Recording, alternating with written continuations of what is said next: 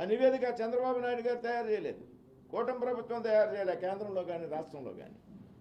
వారు చెప్పారు ఇందులో కల్తీ జరిగింది, జంతు కొవ్వు పదార్థాలు వాడారు, మోనోగ్లిజరైడ్స్ వాడారు. మోనోగ్లిజరైడ్స్ అంటే అది జంతు పదార్థాలతో రకరకాల రసాయనాలతో తయారు చేసినటువంటి ఒక ఆయిల్. అది దానికి రంగు రావడానికి